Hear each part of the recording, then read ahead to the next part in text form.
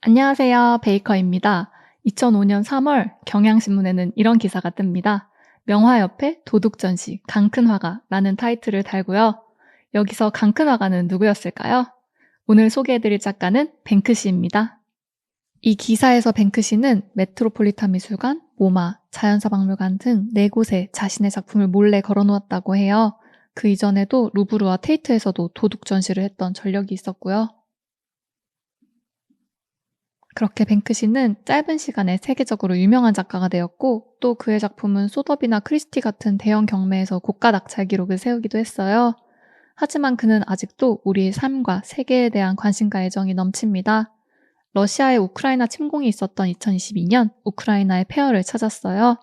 골판지와 락카드를 가지고 그가 남긴 작품들이에요. 나쁜 짓을 한 걸 모든 사람들이 알게 되면 아무래도 나쁜 짓 한 사람이 주춤해지겠죠?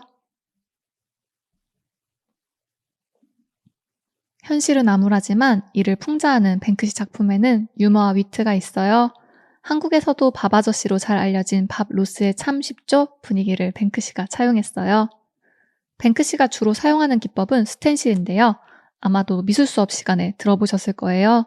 공판화 기법 중 하나인데 공판화에서 공은 구멍을 의미해요. 그러니까 구멍을 만들고 그곳으로 물감을 밀어 넣어서 만드는 판화예요. 뱅크시처럼 재빨리 그리고 도망가야 하는 신세라면 이것보다 좋은 방법이 없겠죠? 예술계에서 성공한 대부분의 사람들처럼 저는 지중해를 순항하기 위해 요트를 샀습니다. 라고 시작하는데요. 이 요트는 난민을 구하기 위한 구조선으로 개조됩니다. 프랑스의 페미니스트이자 아나키스트인 루이스 미셸과 같은 이름을 가진 이 구조선은 비유럽인이라는 이유만으로 조난 신호가 무시되고 있는 상황에서 모든 흑인의 생명은 소중하다라며 적극적인 구조활동을 펼쳤어요. 뱅크시는 난민 위기를 다룬 작품으로 번 돈을 내가 가질 수는 없다라고 말했다고 하네요. 이 영상에 나온 사람의 이름은 라이언이라고 하는데요. 라이언을 촬영하는 20분 동안 행인들은 그에게 음료와 초콜릿바 등을 자발적으로 나눠줬다고 해요. 뱅크시는 버밍햄이 보여준 따뜻한 마음에 신의 축복을 빌어주며 그를 산타클로스로 만들어졌습니다. 노숙을 선택해야만 했던 라이언에게 짧은 순간이지만 길고 여운이 남는 선물을 해줬어요. 그리고 인스타그램에 공개된 지 몇 시간 만에 크리스마스 정신으로 누군가 루돌프 코를 빨갛게 만들었다고 하네요. 최근에는 아트페어가 대세인지라 비엔날레는 살짝 관심 밖으로 밀려난 것 같기는 하지만 베니스 비엔날레는 다르죠. 뱅크시는 가장 크고 권위 있는 예술 행사임에도 불구하고 어떤 이유에서인지 초대받은 적이 없다라고 적어놓았어요. 뱅크시는 광장에 부스를 만들고 자신의 작품 베니스인 오일을 전시했는데요. 큰 배가 있는 풍경을 9개의 조각으로 나누어 각각을 금박 액자에 담았어요. 하지만 자세히 살펴보면 이 거대한 크루즈선은 베니스의 대운하를 지나며 역사적이고 낭만적인 풍경을 훼손하고 있습니다. 실제로 베니스는 경제적으로 관광에 크게 의존하고 있지만 오랫동안 크루즈 선박의 환경적 피해와 싸우고 있다고 해요. 베니스인 오일, 제목부터 중의적인 작업이었어요. 지금은 너무 유명해진 작가죠. 쿠사마야의 작가님도 1966년 베니스 비엔날레에 초청받지 못한 것에 대한 일종의 반발로 미러볼 1,500여 개를 만들어 깔아놓은 자신의 작품 나르시스 정원을 게릴라식으로 선보이고 그것을 2달러에 판매하는 퍼포먼스를 보였다고 해요. 이후 1993년 베니스 비엔날레 일본관에서 최초 개인전을 개최하는 쾌거를 이루었죠. 이 작품을 보면서 우프다라는 표현이 생각났어요. 웨일스의 항구 도시 포트 텔벗에 있는 차고에 그려진 벽화입니다. 눈 먹는 소년이라고 부르는데 눈이 날아오는 곳을 따라 벽 모서리를 돌아보면 무언가를 태우며 연기를 내뿜고 있는 불길이 있어요. 사실 이 아이가 맛보고 있는 건 눈이 아닌 하얀 잿가루인 거죠. 이 작품은 포트 텔벗의 주민인 게리 오웬이 뱅크시에게 보낸 DM으로 시작됐다고 하는데요. 이곳의 철강 공장들은 매일 엄청난 먼지를 뿜어내는데 주민들은 이로 인해 병들어가고 있다라고 말이죠. 뱅크시는 답신 대신 이 그림을 그렸고요. 뱅크시가 인스타를 시작한 것은 2013년이에요. 거리의 그래피티를 보는 시각은 두 가지로 나뉘는데요. 시각적 테러라고 보는 쪽과 제도에서 벗어난 자유로운 예술로 인정하는 쪽이죠. 물론 뱅크시는 후자예요. 그래서 이 작품 속 아이들은 그래피티는 범죄다라고 적힌 사인 속의 스프레이를 꺼내려고 해요. 뱅크시는 2013년 10월 한 달간 매일 뉴욕 거리의 곳곳에서 아트웍을 제작하는 프로젝트를 펼쳤어요. 그리고 이것을 뉴욕 거리의 아티스트 레지던시 프로그램 Better Out Than In이라고 이름을 붙였는데요.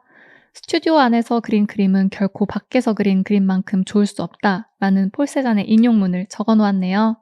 이 벽화는 그중 첫 번째 작품이기도 합니다. 10월 1일을 놓쳤나 보죠? 10월 2일에 업로드했네요. 일반적으로 사람들은 철학자의 말을 인용하면 뭐 대충 그런가 보다 하고 수용해요. 실제보다 권위에 의존하는 거죠. 이 내용을 직역해보면 문장의 끝에 죽은 철학자의 이름을 쓰면 어떤 문장이든 심오하게 보이게 만들 수 있다 라는 건데요. 끝에 플라톤 이렇게 적어두었죠. 물론 이게 플라톤의 언급이 아니라는 걸 우린 알고 있죠. 퀸즈의 한 벽에 그려진 작품의 부분 컷입니다. 전문은 이번 생에 우리가 하는 일은 영원토록 울려 퍼진다 라는 영화 글래디에이터에 나온 명대사예요. 하지만 영원이라는 글자도 청소부의 수세미로 인해 쓱쓱 지워지고 있죠. 귀족 자제분이신가 봐요. 스프레이로 낙서를 할 때도 집사가 옆에서 시중을 들어요. 전체 이미지를 보면 아이는 게토 포 라이프라고 적고 있습니다. 아이는 게토의 뜻은 알고 있을까요? 벽화가 그려진 곳은 사우스 브롱스인데 이런 아이가 있기는 꽤나 위험한 동네죠.